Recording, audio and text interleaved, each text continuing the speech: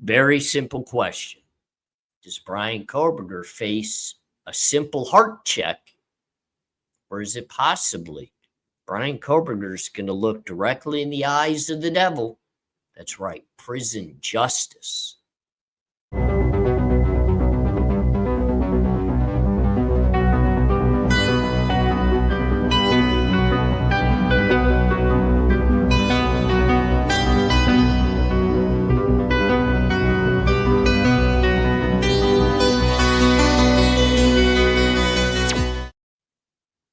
Hey, ladies and gentlemen, it's ARHayes, a Convict's Thoughts, and we're continuing our discussion when it comes to the prison politics that Bryan Kohberger could potentially be facing as he has begun serving his 4 life sentences without the possibility of parole, all tied up in a bow, utilizing a 10-year sentence for burglary. That's right, ladies and gentlemen. Bryan Kohberger pled guilty.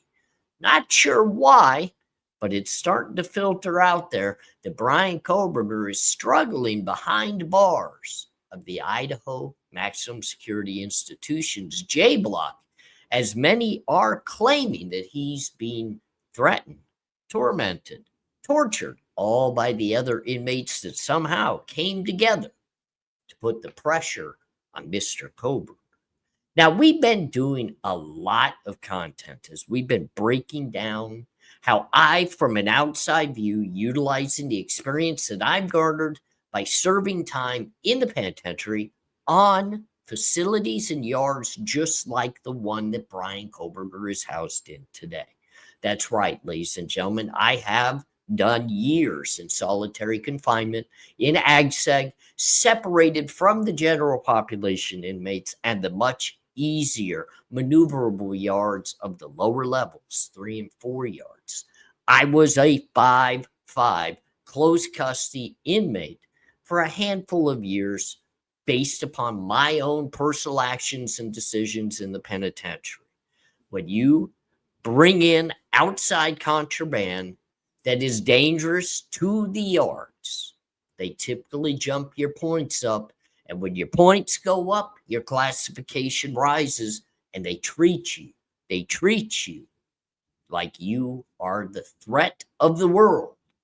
But you know what? I earned that. And unfortunately, Mr. Kohberger, when he decided to plead guilty to the 4 counts of aggravated first-degree murder tied in with the burglary charge. That's right, ladies and gentlemen. Whether the evidence adds up in your mind to exactly the point of guilt, it doesn't matter at this very point, because Bryan Kohberger, at the end of the day, said he committed the crime. He stood before all, raised his right hand, and stated he was the one.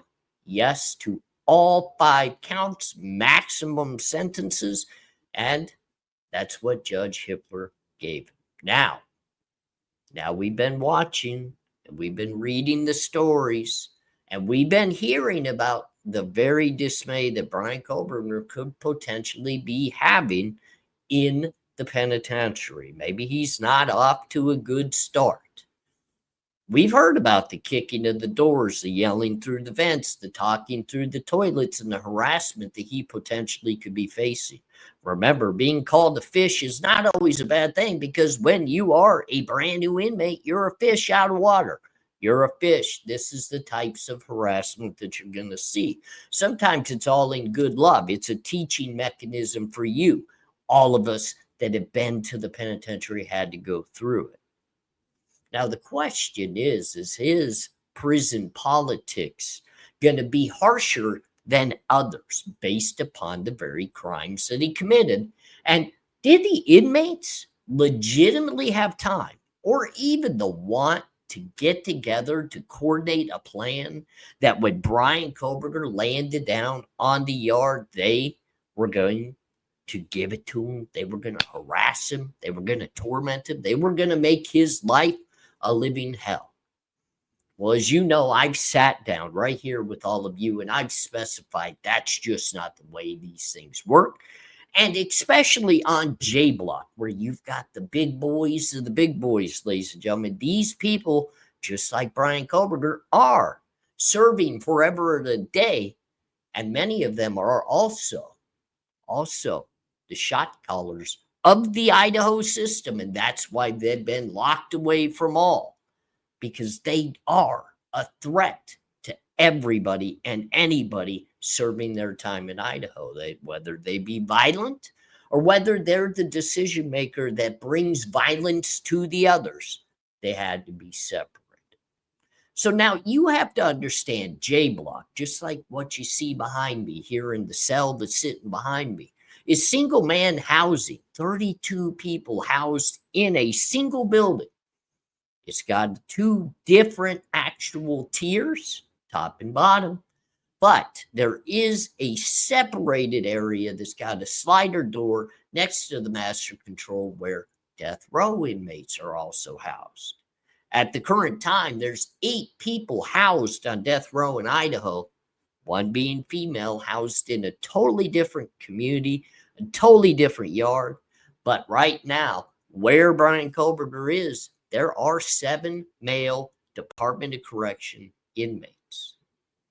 Now, we're going to break down, we're going to re-enter into this discussion about prison politics, what Bryan Kohberger could potentially be facing now, but we're going to put a little different spin to this, because I have told you I don't feel as though what's happening is legitimately happening. What's being said is happening. I don't feel is. But we're going to flip that coin and we're going to take a spin down to, instead of just looking at what potentially is being said happens, we're going to talk about real and true prison politics, heart checks, and why, if it is actually happening to Bryan Kohberger, why it would be. But first, let's get into a quick discussion, because you have to understand one reason why I combat the very reasoning behind what everybody's claiming to be why Bryan Kohberger's getting the treatment they say he's getting in J Block, why I find that to be false. And I'm really struggling, because I continuously hear people that state one of the things that inmates don't like is violence or crimes against women or children. Now, if we split that right down the middle and separate it, women from children, I can tell you you're 50% right, because children is 100% no. But women, unfortunately, ladies and gentlemen, even though I'm a man that's full of respect for women, I know I can't walk through life without properly respecting the women that I walk amongst, because I know my mother gave birth to me, which no man could do. But I also know the love that women have shown to me in my growing years. But also, I watch the women that take care of so many in today's society, that I just have to give them respect, not because they're weaker, but actually because in my mind, they're actually more powerful. They have so much of a unique quality in life that men don't bring to the table. You have to respect that. And I myself do not lay hands on women. And I, at the end of the day, don't even believe in raising my voice. Yes, I've yelled at women before, but with my beautiful wife by my side, I've had to learn to tone it down and to learn to speak in a more level-headed, more calm manner, to show the respect that she deserves within the conversation. So no, I'm not one. I'm not one that's okay with violence or crime against women. But guess what? In the penitentiary setting, it's a very large percentage that do have crimes against women, whether it be domestic violence all the way up to the taking of life. The prison system is jam-packed full of them. So for people to step up to the plate and state, because of Bryan Kohberger's crime, mainly against the women in the Idaho 4 case, that's one reason why he's going to be targeted or marked in the Idaho penitentiary system. And I call that straight up false. Just in the 32 cells there in J Block, I know of already 5 men, 5 that not only have violence against women, meaning murder, but also even more sexually explicit violent crimes. That is the no-no of no-nos, ladies and gentlemen. Now, some things can be overlooked, but unwanted sexual desires and unwanted sexual behaviors against women is not one of them. And there's men directly on the very tier and runs that Bryan Kohberger is housed on that have far worse crimes than Bryan Kohberger. So if anybody should be getting harassed, if anybody should be getting tormented, there's many right there in that building that are far worse than what Bryan Kohberger accomplished. And I know many are going to look at me and shake their heads and just be in disbelief. But trust me, Bryan Kohberger committed homicide. He committed murders. There is far worse crimes than that. Now, Bryan Kohberger has a special treat coming his way no matter what. It is prison politics. It is prison policy through the inmates. He will be heart checked. It's plain and simple. It's going to happen, and it could happen at any point in time, and it's going to happen soon. You will hear soon that Bryan Kohberger was involved in a fight. This heart check is going to be kind of violent. It's going to be pretty brutal. He's going to either get his butt whooped or he'll hand somebody their butts. The whole problem with that, just because he wins, doesn't mean it's over, because a heart check, they're going to put you to the test. So if you whoop one, you'll face two. If you whoop two, you'll face three. They're going to give you your whooping. You're going to learn the lessons. And then they begin to teach. But the question when it comes to Bryan Kohberger, and this is why this question and this flip of the coin is so important, is it going to become even deeper than just a heart check for Bryan Kohberger? Are they just going to test whether he is willing to stand up for himself, whether he's willing to fight, whether he could be a part of anything protection-wise for the race? Because that's what it's all about. It's going to be the white boys that test it. That's right. Ladies and gentlemen, it's a tough discussion, but it's got to be had. Prison politics is racially segregated on the West Coast. Bryan Kohberger is housed in a state that is very racially segregated. He eats with the white boys. He talks with the white boys. When he gets the chance, he goes to wreck with the white boys. He doesn't do anything outside of his race that he's not allowed to do. I know it sounds crazy, but that's prison. It's racially segregated. And when it pops, it's race against race. So what does a heart check do?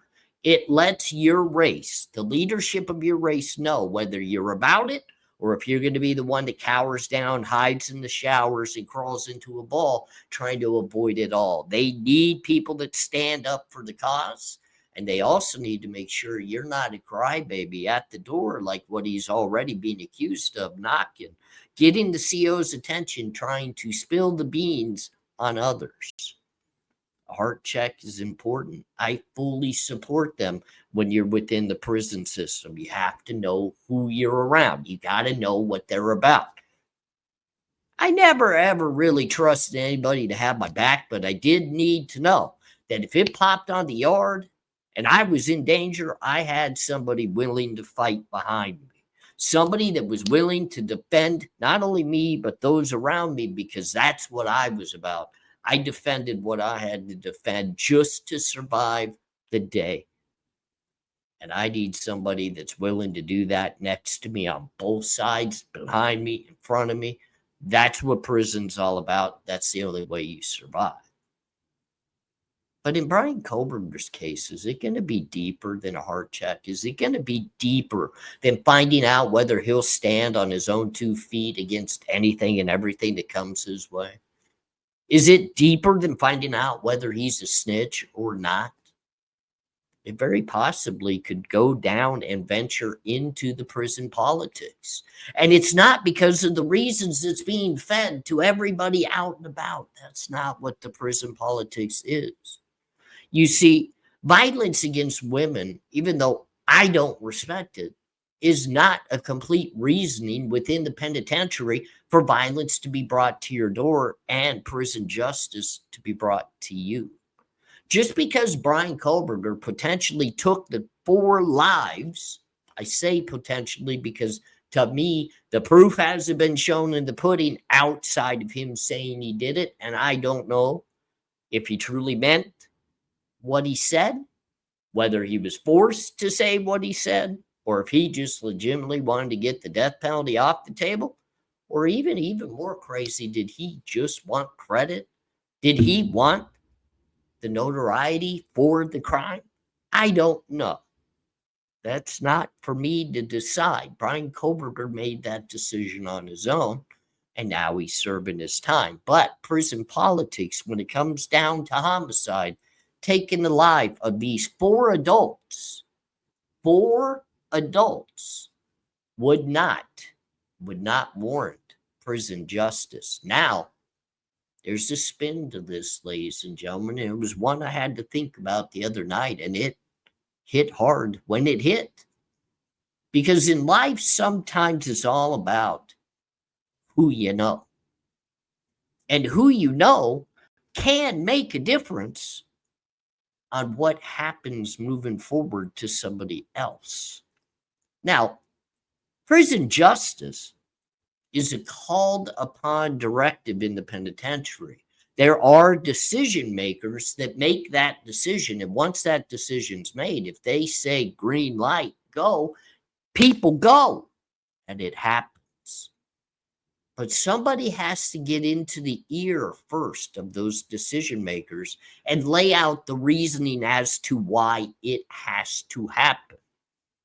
You see, when someone comes into the Department of Corrections, their paperwork is checked immediately. Everything about you and your crime comes to light immediately.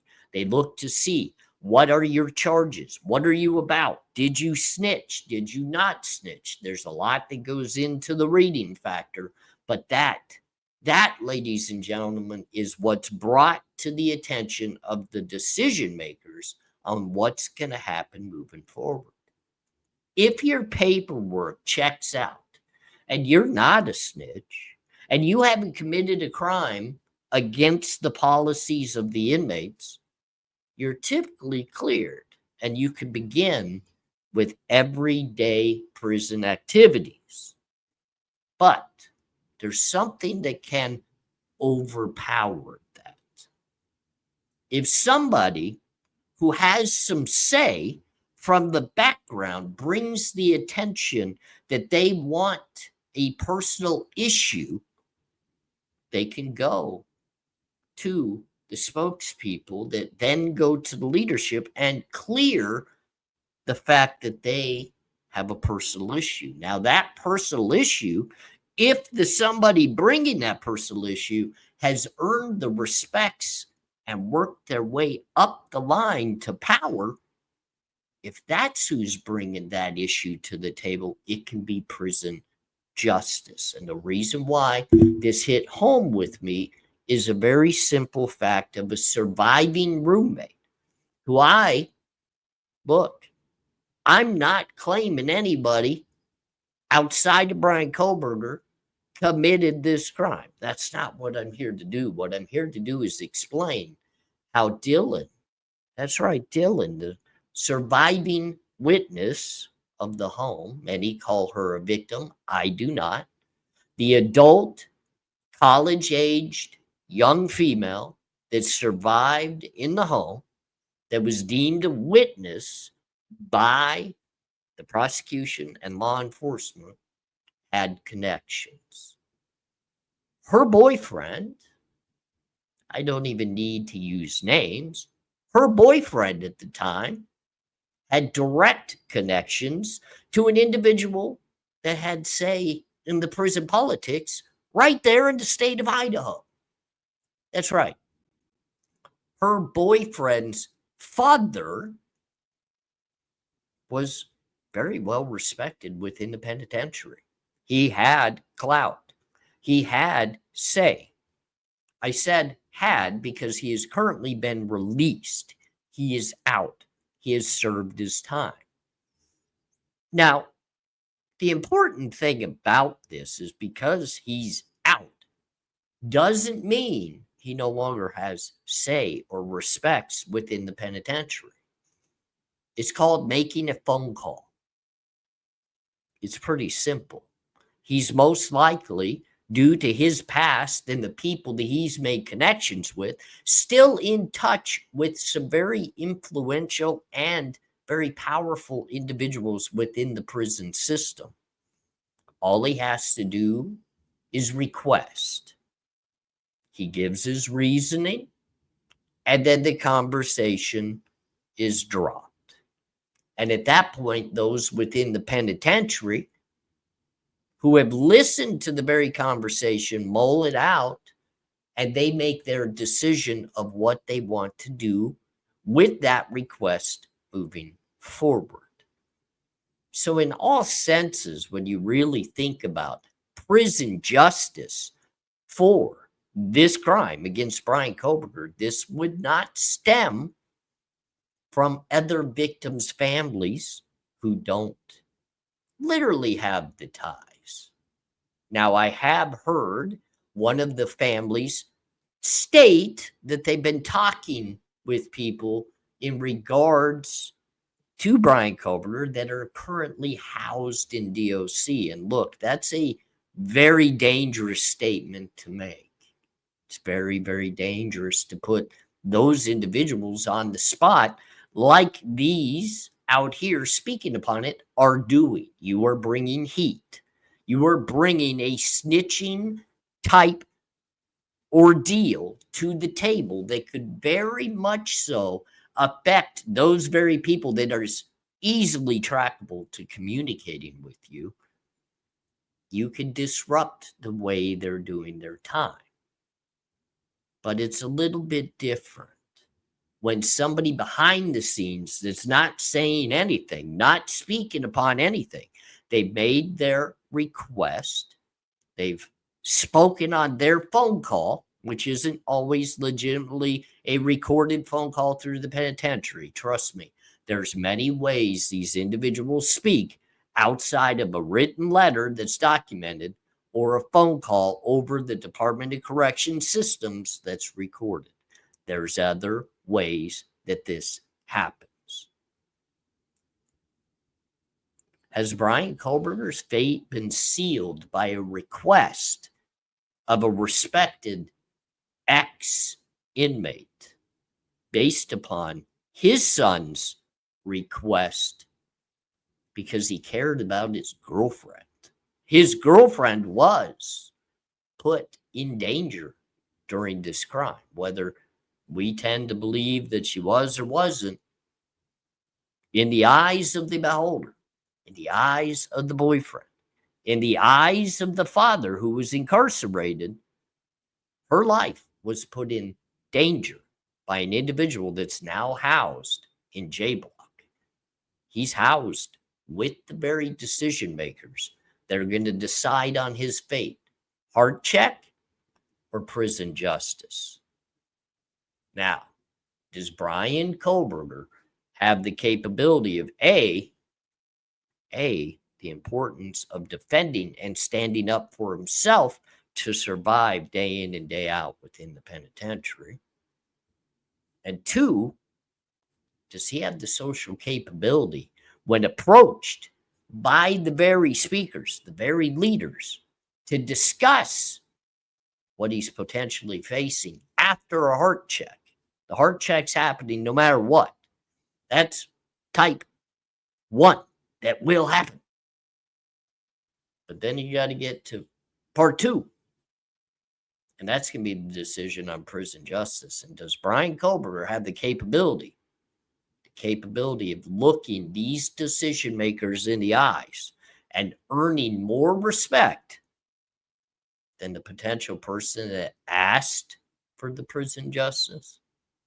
Because from what I know of the individual that could have potentially called upon this prison justice, and I'm not talking about a victim's family, I'm not talking about those out there talking about it, I'm not talking about anybody that thinks that they may know somebody that could intertwine in the decision making.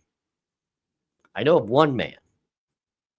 I know of one man that's connected to this crime scene and a young lady who survived that does have a voice, that has the respect in that very system, that his request just may be heard.